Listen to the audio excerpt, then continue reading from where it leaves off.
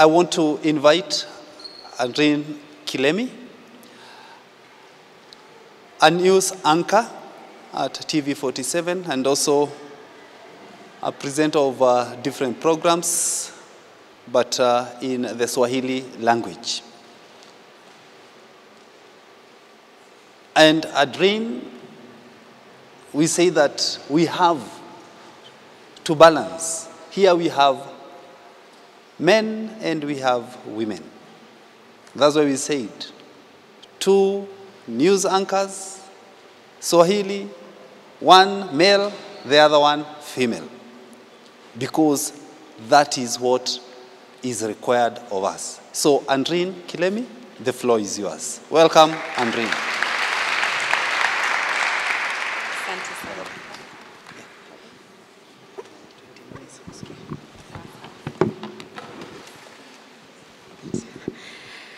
Hello, wanafunzi mpo? Iwapo upo basi nyosha mkono niambie nipo. Wakubwa wangu shikamo, wadogo hamjambo. Hamjambo? Mmechoka sana? Haya, tusimame kidogo, tu stretch. Si ndio? Haya, stretch to your right. Right yangu ni huku kwa hivyo usinifuate, sawa? Stretch to your right, to your left. Twende chini kidogo, juu. Angalia rafiki yako ambaye ako kando yako, mwambie you are beautiful. Hata kama kuna sura personal, mwambie wewe ni mrembo. Haya, tuketi chini sasa. Asanteni.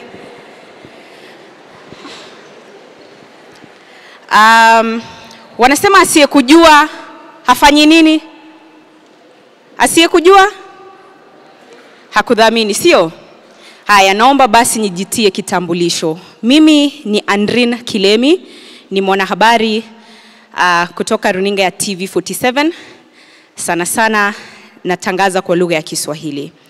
Mimi ni news anchor, lakini bado ni news reporter. Kwamba ninakwenda nyanjani kutafuta habari, kisha ninarejea studioni kuzitayarisha zinakwenda hewani. Kando na hilo pia mimi ni nahodha wa kipindi, ni kipindi cha elimu. Kipindi chenyewe kinafahamika kama tasnia ya elimu, kinakuja hewani kila siku ya Jumamosi saa 4 hadi saa 5 asubuhi. Lengo kuu likiwa ni kukuza Kiswahili na elimu kwa jumla. Labda tu kwa kifupi nizungumzie safari yangu ya wanahabari, au sio? Kwanza mimi ni mzaliwa wa kaunti ya Meru, lakini nikalelewa katika kaunti ya Isiolo. Kutoka pale nikaingia katika shule ya msingi ya Hekima Primary School, ambayo kwa sasa inafahamika kama Bishop Lokati Primary School.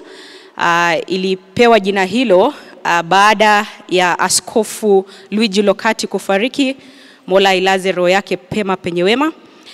Kutoka pale nikaingia katika shule ya upili ya Mudhambe Girls katika kaunti ya Meru. Kutoka pale nikaenda katika chuo kikuu cha Daystar kule Athi River. Pale tulikuwa tunashindana na monkeys, manake pale monkeys wako wengi tu sana. Kutoka pale nikaingia internship. Nikabahatika nikaingia kwenye runinga ya Citizen. Nikafanya pale internship kwa miezi 3. Kisha kutoka pale sikujua nitakwenda wapi. Kwa hivyo nikakaa nyumbani kidogo nikisubiri kuona iwapo patafunguka. Alafu pakaja nafasi kwenye kampuni fulani, ila haikuwa ya wanahabari haswa. It's a media monitoring company. Kwa hivyo pale kazi yangu ilikuwa ni kuwasikiza wanahabari kwenye runinga, kwenye televisheni, kusoma gazeti, kusoma articles ambazo zimeandikwa, kisha na dadavua na analyze vitu ambavyo viko pale. Kwa hivyo nilikuwa media analyst pale. Sikuipenda sana kazi ile, lakini unajua Nairobi wanasema ni jiji la nini? Wanasema ni jiji la nini? Kwa hivyo lazima tu survive. Nikakaa pale kwa muda wa miezi 7, kisha nikaondoka. Sikuipenda sana kazi ile, pia ilikuwa na changamoto chungu nzima. Kwa hivyo siku moja nikaamka nika resign. nimeresign, mtoto wa watu sijui naenda wapi. Sina yule godfather ambaye mnazungumzia.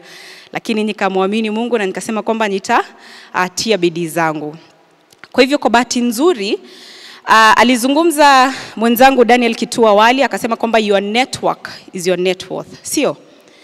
Nikawa namjua bingwa fulani ambaye tulisoma naye kule Daystar, na akawa alikuwa akifanya kazi kwenye kampuni nyingine ya public relations. Kwa bahati nzuri nikiwa pale Daystar nilifanya tulikuwa tunaita double concentration. Kwa hivyo nilifanya electronic media na public relations. Lakini hii public relations sikuwa naitaka. Mimi nilikuwa nataka kukuwa mwanahabari. Lakini babangu akaniambia nataka ufanye public relations, itakuja kusaidia. Kwa hivyo nikaifanya tu, si amesema nifanye. Si mimi nikafanya. Lakini mnaona jinsi ambavyo ilikuja kunifaa baadaye. Kwa hivyo nikapata nafasi kwenye ile kampuni ya PR kwa muda wa miezi kama 3 hivi, kisha nikapata simu kutoka runinga ya TV47 ambapo ninafanya kazi sasa hivi. Wakati huo sikuwa najua kabisa TV47 ni nini, maana sikuwa nimeisikia mimi mwenyewe. Lakini kumbuka awali nilivyotaja nilikuwa nafanya internship pale Citizen. Pale Citizen tulikuwa wengi tu kwenye internship, lakini tukawa mabinti wawili, mimi na binti fulani ambaye kwa sasa yuko Look Up TV, alipenda sana kufanya habari kwa lugha ya Kiingereza. Kwa hivyo tukawa kwenye hicho kikundi cha wale ambao walikuwa kwenye internship wakati huo. Editors wanapenda sana kututuma nje iwapo hakuna reporter kwa newsroom. Unasikia anasema Kilemi yuko wapi? Iwapo Kilemi hayupo, Nilima yuko wapi? Kwa hivyo kule kutumwa sana kukanisaidia nikawa na confidence, na unajua ukizidi kufanya kazi unakuwa na ule uzoefu, ile experience. Kwa hivyo ukafika wakati December holiday. Mnajua kwamba ikifika ni wakati wa December kila mtu anaenda nyumbani, wengine wanaenda ushago, wengine wanaenda coast, lakini wanahabari lazima wasalie kwenye vyumba vya habari kwa sababu at the end of the day tunatarajia kwamba tutapata news jioni, sio? Kwa hivyo kwa setting ya newsroom kawaida kunakuwa na shifts. Kuna wale watawak December holiday, kuna wale watawak January. Kwa hivyo mimi nikawa nimebaki nyuma nikaenda nyumbani for December holiday, for Christmas, January nikarejea. Kwa hivyo wakati wa mkutano, editors wakasema because we are going for holidays, we need content. Because wakati wa holidays kunakuwa dry sana, hakuna news. So we need feature stories, feature ideas. Watu wakaanza kutoa feature ideas zao, wanatoa. Sisi interns tumenyamaza tu. Editor akasema, na nyinyi interns mmenyamaza sana, hamna idea? Lakini ni uoga. Tuna ideas lakini tulikuwa tuna uoga. Kwa hivyo mimi nikanyosha mkono. Nikaulizwa idea yako ni gani? Nikakumbuka kama majuma mawili yaliyopita kabla ya hiyo siku, wakati huo nilikuwa nikiishi South B. Na mnajua South B ni 14-6-3, sio? Kwa hivyo pakaja binti fulani ambaye alikuwa ni mnene kidogo na hakuweza kupita kwenye kiti cha nyuma. Kwa hivyo mimi manake nilikuwa nimeketi karibu na mlango, nikamwangalia nikajua kwamba ana changamoto. Kwa hivyo nikasonga nikaingia kule nyuma, nikamwachia ile nafasi. Na kila mara wale editors wakizungumza walikuwa wakituambia kwamba anything can be a story idea. What you've seen, what you've come across, just anything can be a story idea. Kwa hivyo mimi nikasema hii inaweza ikawa story idea. Story idea kwa njia gani? Kwamba kuna watu ambao wanakubody shame, kuna watu ambao wanakufat shame. Kwa hivyo mimi nilipoulizwa idea yangu ni gani, nikasema fat shaming. Lakini pale kwenye mkutano wanakusaidia kubeta your idea. Kwa hivyo wakasema hii story hatutaita fat shaming, tutaita body shaming, because kuna wale watu ambao ni wanene ambao wanapitia body shaming. Kuna wale ambao ni wembamba ambao wanapitia pia body shaming. Lakini pakawa na mwanahabari mmoja maarufu sana ambaye sitataja jina lake kwenye chumba cha habari wakati huo. Akasema kwamba mimi sioni kama hiyo story inaweza ikakuwa story. In fact, these were his exact words.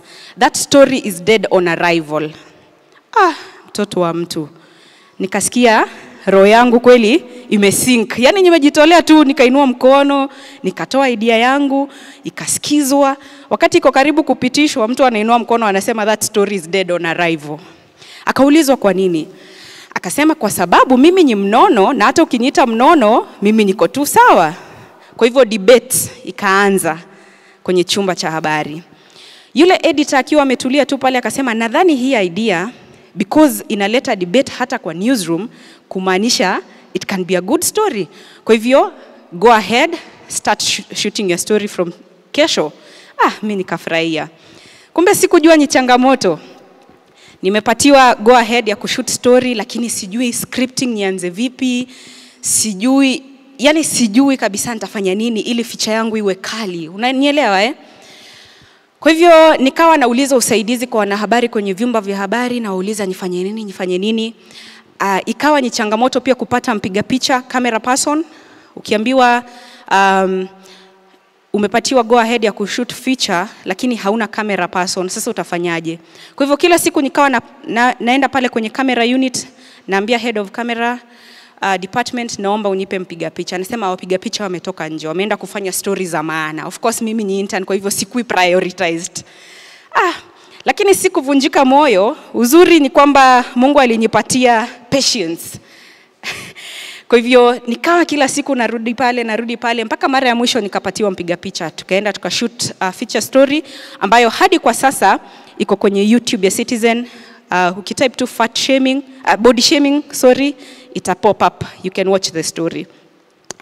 Kwa hivyo wakati ambapo nilipata simu kutoka TV47, huu ni mwaka wa 2018 iwapo sijakosea. Nikaambiwa my name is wakati huo our founding CEO alikuwa ni Mr. Eugene.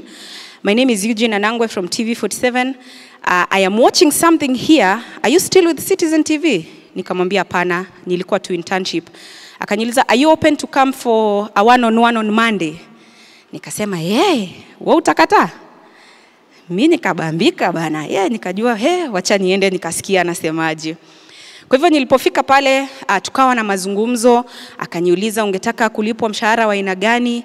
Mimi mtoto wa watu sijawahi kuwa kwenye chumba cha habari professional. Kumbuka nilikuwa pale Citizen TV lakini kama mwanagenzi, kama intern, sio? Kwa hivyo sikuwa napata malipo. Nilikuwa tunapata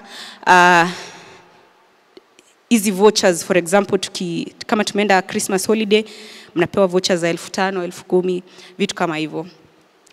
Kwa hivyo tukazungumza pale, tuka-agree on terms and conditions, akaniambia nije wiki iliyokuwa ikifuata. Lakini kumbuka kuna ile kazi ya PR ambayo nilikuwa nimepata, sio? Kwa hivyo wanasema kwamba usiamke tu uondoke bila kumjuza yule mwajiri wako kwamba unaondoka. Never burn bridges, sio? Maana uende ukarejea pale. Kwa hivyo nikamwambia sitaweza kuja juma lijalo, naomba kama majuma mawili ili niweze kufanya clearance upande wa pili, alafu nitakuja. Tukakubaliana. Kwa hivyo nikajipata TV47 kwa njia hiyo. Wakati huo TV47 ilikuwa very young. Hakuna mengi ambayo yalikuwa kiendelea. Na wakati ule nilipokuwa nikisema kwamba nataka kuwa mwanahabari, manake mimi tangia utotoni nikiulizwa unataka kuwa nani nilisema mwanahabari. Lakini si kwamba nilitaka kuwa news anchor. Manake sikujua for 1 hour nitazungumza nikiambia watu nini. Nilitaka tu niwe reporter, nitumwe kule nje, nipatane na watu, nihisi vile wanahisi, kisha nilete stories kwenye newsroom. Lakini pale TV47 manake ilikuwa tu ikianza, pakawa na ile kusource talent. Kwa hivyo wakati ule, kumbuka nilisema kwamba nilikuwa mwanafunzi kwenye chuo kikuu cha Desta. Pale Desta mara nyingi lugha inayozungumzwa ni Kiingereza. Sasa nimejipata kwenye chumba cha habari, ninaambiwa nikuwe news anchor, mimi sijui nitaambia watu nini for 1 hour. Alafu upande huu kuna mwalimu ambaye hadi kwa sasa tunafanya naye kipindi cha tasnia elimu, anaitwa Wambogo Yusuf. Akawa ananiambia kwamba ninaona kwamba una strength in Kiswahili as compared to English. Lakini mimi sikuwa nataka. Mimi nataka nifanye Kizungu bana. Akaniambia hapana. Kiswahili kina nafasi na unaonekana una strength kwa Kiswahili. Kwa hivyo nikakaa chini, nikaangalia, nikaona enyewe huku kwa Kiingereza tuko wengi, tunang'ang'ania. Kwa hivyo huku kwa Kiswahili hapakuwa na yeyote. Na iwapo alikuwepo, alikuwa ni wa kiume. Kwa hivyo nikaanza kujaribu kidogo kidogo. Wanasema kwamba ukizoea kufanya kitu, bila shaka utakuwa bora kwa kitu chenyewe. Kwa hivyo nikajipata nimeegemea upande wa Kiswahili sana. Kwa hivyo safari yangu ikaanzia pale. Nakumbuka bulletin yangu ya kwanza ilikuwa saa 10 4 PM news wakati huo. That was the very first time TV47 ilienda live. Wakati huo tulikuwa tuna co-anchor na bingwa fulani anaitwa Clifford Ndubi, aliondoka. Hakuna kitu kigumu kama kuko-anchor na mtu, kwa sababu una style yako tofauti, ana style yake tofauti. Labda vile ambavyo anapokea instructions kutoka kwa director ni tofauti na vile ambavyo wewe unapokea instructions kutoka kwa director. Kwa hivyo bulletin yetu ya kwanza, very fresh people, tuna co-anchor. Nakumbuka after that bulletin nilienda kulia kwa boardroom because nilijiuliza, hizi sasa ni gani bana? Hizi ni gani? Ninachoma. Tukaambiwa 7 PM nyinyi bado mtafanya. Nikajua hawa hawatutaki. Nikajua hawa hawatutaki.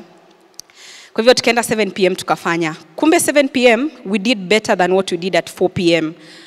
Kwa hivyo tukiwa pale chini kwenye studio tunasikia watu wanateremka stairs wakipiga kelele, wakipiga makofi, hey, you've done a good job, you've done a good job. Kwa hivyo pale nikakuwa encouraged. Nikajua kumbe ninaweza.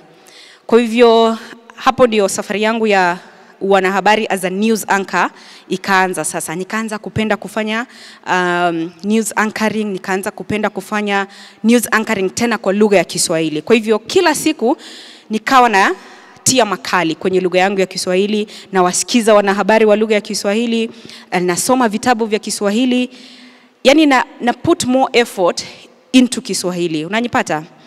Kwa hivyo ikawa hivyo. Na kumbuka nilipokuwa ninaanza nilisema kwamba yule mwalimu akaniambia kwamba Kiswahili kina nafasi. Ukafika wakati 2020 COVID ikaja. Kwa hivyo newsrooms, media houses zikawa zina futa watu. Upande wa Kiingereza walikuwa ni wengi sana. Kwa hivyo kama muajiri ukianza kufuta watu utaanza na wapi? Utaanza na wapi?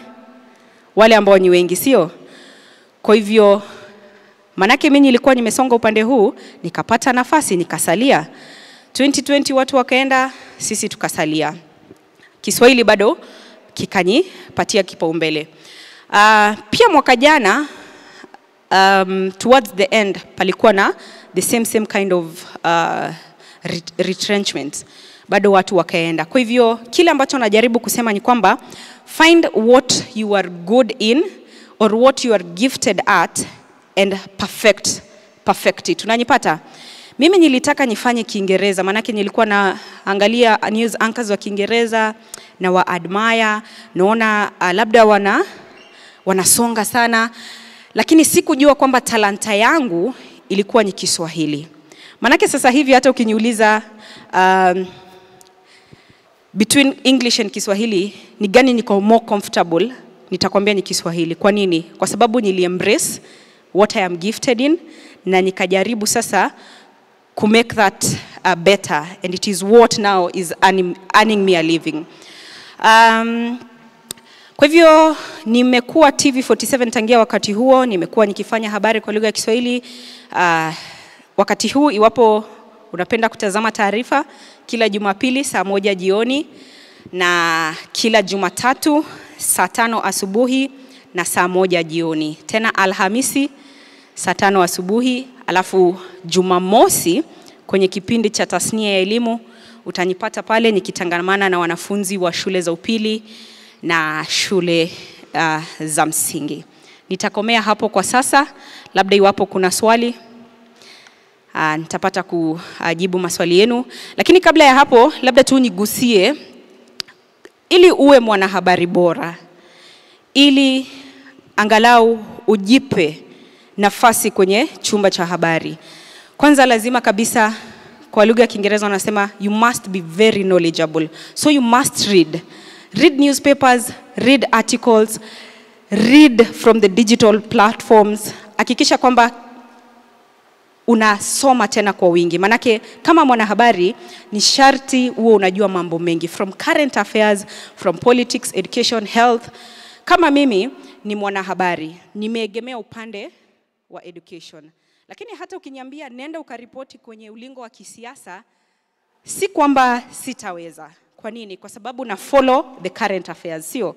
Ukiniambia nenda ukaripoti kwenye masuala ya afya, si kwamba sitaweza. What you need is to read. Get background information. Ukitumwa kufanya story, if it is a story that you had not done before, ensure you read about it. Get background information so that even as you report live on TV, you look knowledgeable, you are confident.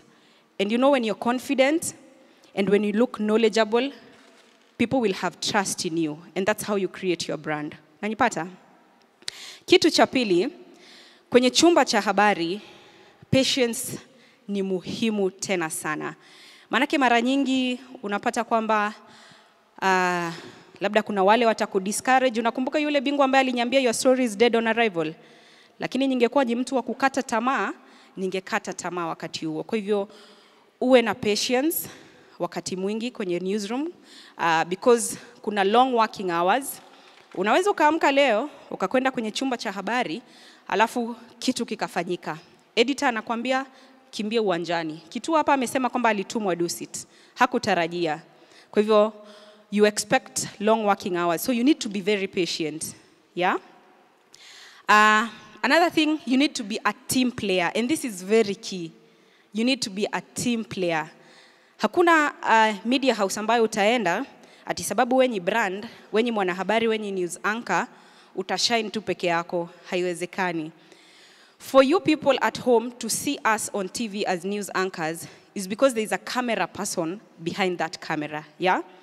It's because there is a director in the gallery calling shots. It's because there is a sound engineer ana fade in and fade out sauti yako ndio watu wakusikie pale nyumbani. Ni kwa sababu kuna mtu wa technical ako juu ya lights anakumulika ukae mrembo, ukue lit. Unanielewa? So you need all these people. As a news reporter, even as you go outside to get stories, you will need that gate man to open that door for you. Asipofungua hiyo gate mtenda story? Hamwezi. You will need that store manager kuwapatia equipment, kama ni camera, kama ni lights. So you need one another. You need to be a team player. You need to learn how to work with people. Another thing, you need to have problem solving skills. Because in the media and in the newsroom specifically, utapata changamoto chungu nzima. Utakwenda kule nyanjani, utapatana na vitu ambavyo haukutarajia. Kwa hivyo utafanya nini? Utapatiwa microphone uanze kulia hewani? Hapana. You have to report. And that now reminds me, as a reporter or as a journalist, you need to be very factual. You need to have facts kwa fingertips. Huwezi enda mahali, kitu kimefanyika, and now you depend on hearsays. You need to be very inquisitive. You need to be investigative, actually, very curious. Wanasema curiosity killed the cat, lakini kwa wanahabari, you need to be that curious, yeah? Ukifika kwa ground, you need to be very alert. Look around. Angalia nani anaweza kupatia a story, muulize kunaendelea aje. So you need to be very curious. And you need to fit in their environment. For example, kama umetumwa Kibera, utaenda na hizi heels nimevaa? Utapigwa. So you need to learn how to live in such environments, such that hata wale watu wakikuona, they'll be very open to giving you stories, telling you what is going on here. They'll tip you, they'll tell you, kuna karao ambaye labda anafanya mawili matatu na anatuangaisha katika huu mtaa. Kwa hivyo you need to fit kwa environment ya wale watu ambao wako pale chini kwa ground. Haya, maswali? Hello. Yes. My name is Mary Jenga, and the question about the fact that most of the time in the interview you are asked about maybe the salary. So like what can you advise us how to approach such a question? Okay, thank you. So if you walk into an interview room and they do all that they're supposed to do, and then they ask you, what do you want us to pay you? First, remember I mentioned background information. So you need to research. Before you go for that interview, kama umeitwa Citizen, ama kama umeitwa K24, ama kama umeitwa TV47, you need to research. Get to know anchors TV47 wanalipwa pesa ngapi. Ndio usiende pale, uquote pesa yenye iko chini sana, mpaka washangae, hai, huyu na yeye. Ama pia, uende pale, uoverquote, sasa ukose ile nafasi. Kwa hivyo, you need to do your background check. So always, before you walk into an interview, just ask. If you do not know anyone there, just go with a range ambayo hata we mwenyewe ukipatiwa zile hela, utaweza kusurvive hii Nairobi. Manake economy pia iko juu kidogo. Kwa hivyo usiende pale ujiangushe sana, na pia usiende pale ujipandishe sana. Nimejibu swali lako? Asante. Asante. Niko na swali kwamba umesema kwamba wewe ni mwanahabari wa Kiswahili. Ningependa kuuliza kwamba tuseme nimechagua hiyo kwenda na Kiswahili, itanihitaji kwenda tena kusomea mambo mengine. Unaona, if you are reporting on Swahili, even a single word can mess up with everything. So, and you see most of the time we use English in learning, and therefore kwa Kiswahili utahitaji hiyo kwenda zaidi kujifunza Kiswahili ndio uhakikisha hakuna neno ambayo itaenda vibaya ukitangaza ama ukiripoti. Yeah, so hiyo ndio swali langu. Na lingine ni kwamba umesema kwamba you go some time to report on stories there outside.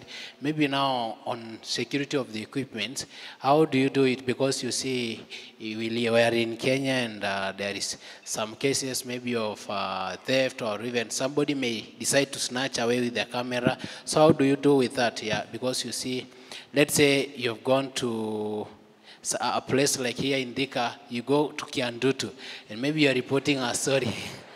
You see, you are living in danger there. Maybe somebody anytime will take away the camera, or even anything that you will be having. So how do you do with such cases? Thank you. Thank you. Nitaanza na swali la kwanza. Iwapo utahitajika labda kwenda kusomea lugha ya Kiswahili, iwapo unataka kumeja in Kiswahili. Alipozungumza mwenzangu awali, alisema kwamba it's an added advantage iwapo unajua lugha zote mbili na hata tatu iwapo inawezekana. Landscape ya media inabadilika kila kunapokucha. Unapata kwamba kuna Inoro TV, kuna Ramogi, kuna radio stations za kabila tofauti tofauti. Kwa hivyo iwapo utaweza kujua Kiingereza, Kiswahili na kwa mfano Kimeru, itakuwa ni added advantage. Ila kwa kujibu swali lako, iwapo umesomea wanahabari hapa katika chuo kikuu cha Mount Kenya, na ukakwenda pale kwenye chumba cha habari kwamba unataka sasa kuspecialize in Kiswahili, si lazima kwamba usomee Kiswahili kando. Manake kile kitu ambacho unakwenda kufanya pale ni what you've been learning here in school. But remember, as you are saying, it's good to be bilingual.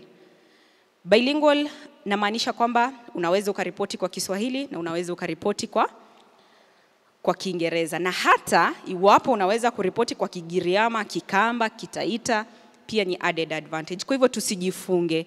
Media landscape inabadilika kila kunapokucha. Kwenye swala la usalama wa wanahabari na vifaa vyao, ukiwa pale kwa field, wewe ndio una take care of the equipment. I'll give an example. Kama TV47, if you go out to the field, the camera person, the cameraman or the camera lady is the one in charge of the equipment. For example, kama ni camera, iwapo tumekwenda kwenye field na tumetoka tunahisi njaa, tunataka kwenda kula kwenye mkahawa fulani, you will always see them carrying their equipment, their cameras. They will never ever leave the cameras in the car ati wanaenda kula. Hata tukienda stories far away from the city, say we are in Kisumu, na tumeenda kulala, they will go with their cameras and sleep next to them. So, first thing, wewe ndio una take care of your equipment. Usalama wako wewe binafsi kama mwanahabari unategemea kwanza wewe binafsi kama mtu, manake huwezi ona huku kuna rushwa bomb ati sasa juu unataka kushine, oh we are live at sijui nini, utaenda huko ugongwe. No story is worth your life. So you need to be very alert on ground. Security begins with you. Sawa sawa? Asante. Na swali langu ni je, mwanafunzi ambaye hajahitimu shahada yake anaweza kupata kazi katika chombo cha habari, na kama anaweza kupata ni project gani unaweza muadvise atie bidii kwa hiyo project aende kutafuta kazi sasa kama hajahitimu shahada yake? Kama hajahitimu? Ndio. If you do not have a degree. Lakini bado unasoma. Yeah, you're still pursuing your degree. Kweli unaweza ukapata kazi. Kuna watu ambao wamepata kazi wakiwa bado shuleni. Kwa hivyo unaweza ukapata kazi. Muhimu ni kujituma. Na iwapo una ile talanta, kumbuka nilitaja find what you're gifted at and work on perfecting it. Iwapo uko na kipaji kwenye wanahabari, utangazaji, labda wa spoti, unaweza ukatafuta tu nafasi kwenye chumba cha habari. Of course hawatakupatia kazi kwanza. They'll just give you an internship to see what you can do. And then from there now, as you learn on the job, you can again talk to them, uambie sasa, nimekuwa nikifanya hivi na hivi kwa muda fulani na ningependa labda niwe mwajiri wenu. Mwajiriwa sio? So you can. Usingoje umalize shule. Actually huwa natamani sana mtu angeniambia nikiwa Daystar nisi waste time, because classes at Daystar universities zilikuwa zinaisha 3:45. Sisi tunaenda huko kungedhia tu. Naona hiyo time ningetumia maybe kwa media house fulani, sahi ningekuwa mbali kidogo. So if you have the time, do not waste the time that you have here. Classes zikiisha, if you can find something on the side, if Focus TV is still here, go there and practice. Sawa sawa? Yeah. Hi. Hi. Here, hapa. Oh, are there some short courses that you can do to make yourself more marketable, apart from like having your master or PhD in mass communication? Yes, there are short courses that you can do. I am so sure you can actually liaise with your HOD, anaweza akakuguide further. There are so many courses that you can do. For example, nakumbuka wakati ambapo kabla sijaingia kwenye wanahabari, nilitaka nifanye sign language interpretation, because you see we have sign language interpreters kwa media houses. So that is one area that you can pick on. Even as you're in school doing media, as you wait to go to the outside world, you can start a short course ya sign language. Si ndio? You don't know, maybe unaweza pata kazi kwa international media. Unaweza enda uanze kufanya German. Upate kazi CGTN, sijui wapi kule ambako wanatumia lugha nyingine tofauti. Kwa hivyo it's an added advantage. And remember, in media, si lazima ukuwe tu anchor ama reporter. There are so many roles that you can undertake in the media or even in the newsroom. You can be a producer, you can be a director, you can be a camera person, you can be all that.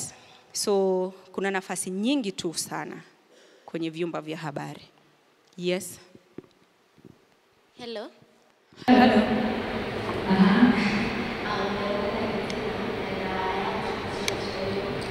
What is one of the biggest lessons that you have learned in this industry? And also, I'm a lady, and most of the ladies that don't want to go to the playground because they have a camera, and most of them don't know how to use maybe the camera. What would you like to advise us on such an issue? Okay, you asked the biggest lesson. Yeah. For me, the biggest lesson in this industry, I would say again, patience and teamwork, because there's so many things that are going on in the media industry. Unaweza tu ona watu wamepakwa makeup huku wana smile kila siku, lakini labda hata hawana salary. So you need to be very patient, right? And then you need to be a team player. That's one thing I have learned in the media industry. Kama wewe si team player, manzeni ngumu. Wewe ni ule mtu tu wa kuamka kufanya vitu kivyako, sijui your way is your way. It's either the highway or the highway. No. you need to be a team player in the media industry. So those are the two things that I have learned, that no matter how small you see that person in that company, you will need them in one way or another. Remind me your next question. The other question was on how you maybe advise the ladies as now. Oh, yeah, I get it. So, ati ampendi kubeba cameras?